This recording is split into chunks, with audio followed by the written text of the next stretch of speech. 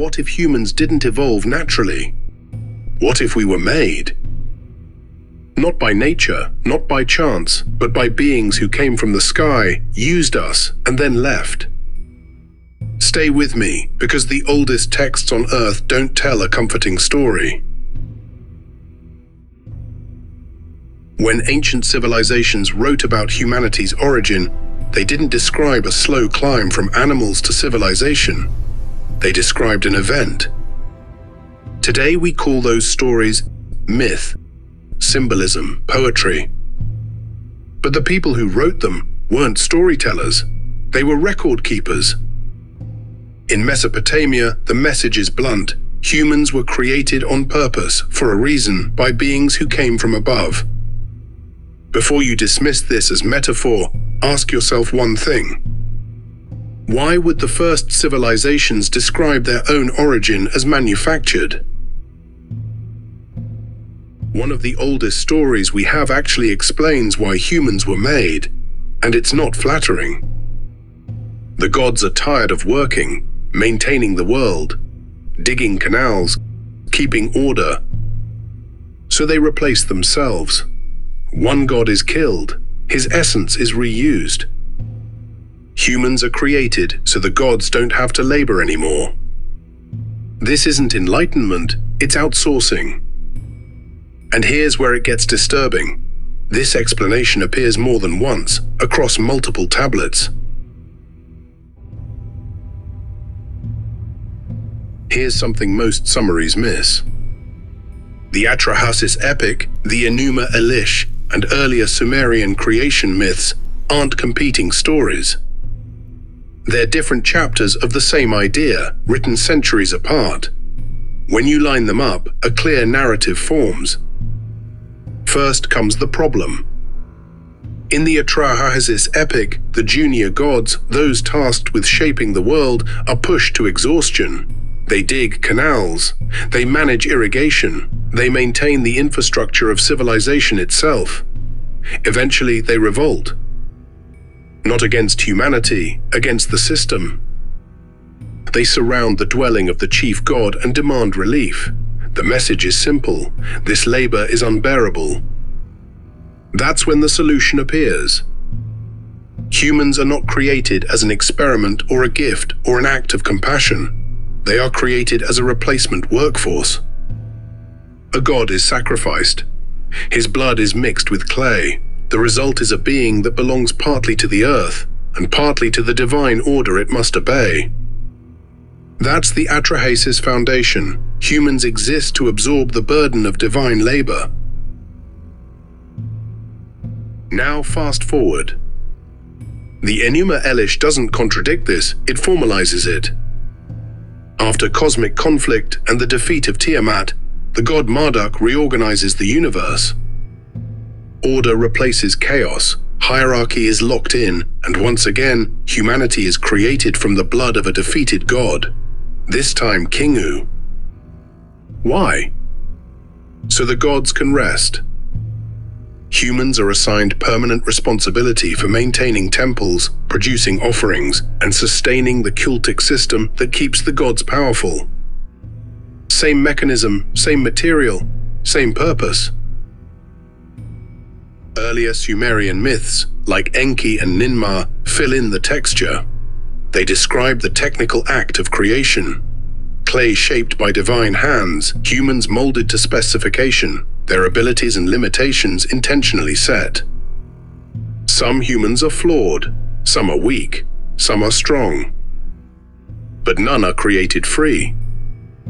When you zoom out, the pattern becomes unmistakable.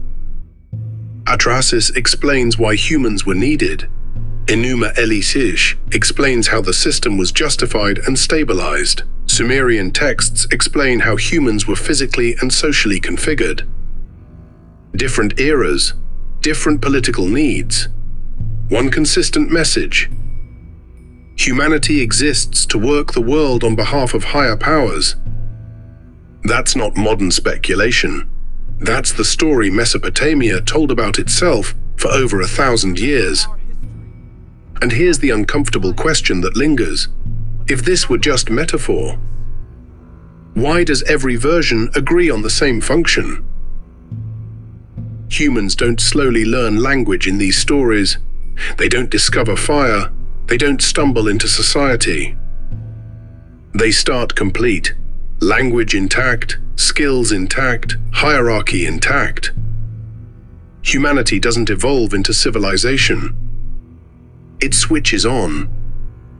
That detail matters because no other ancient culture describes creation this way. The beings behind this aren't vague forces. They have names, ranks, authority. They're called the Anunnaki. They rule, they judge, they command. They behave less like nature spirits and more like administrators. Their name is often translated as those who came down from above. And what they do after creating humans is even stranger. The gods aren't native to Earth. They arrive. They establish control. They complain about labor and resources. And eventually, they leave. Their home isn't described as a mountain or distant land. It's the heavens. Why would a symbolic god need workers unless the story isn't symbolic at all? Bronze Age people didn't know what spacecraft were. They didn't know about planets. But they understood direction, above, below. If something powerful arrived from the sky in ways no one could explain, God wouldn't start as worship. It would start as a label.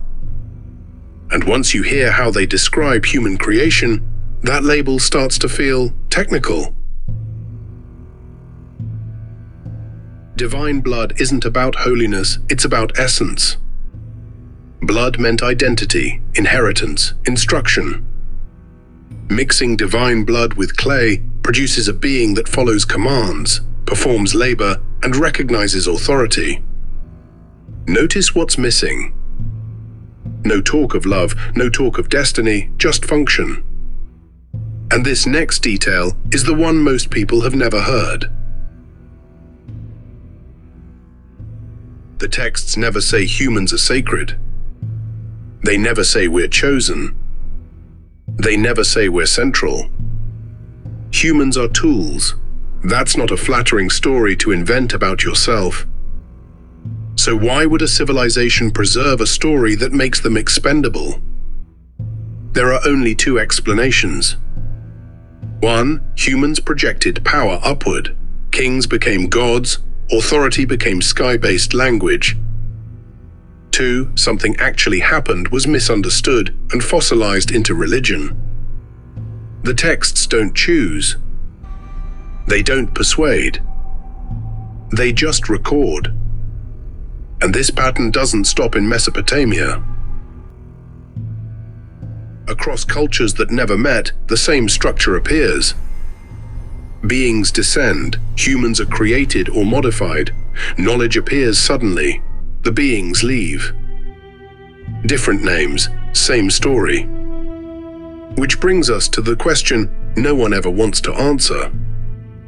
If a non-human intelligence had visited Earth thousands of years ago, would ancient scribes write about engines and orbit?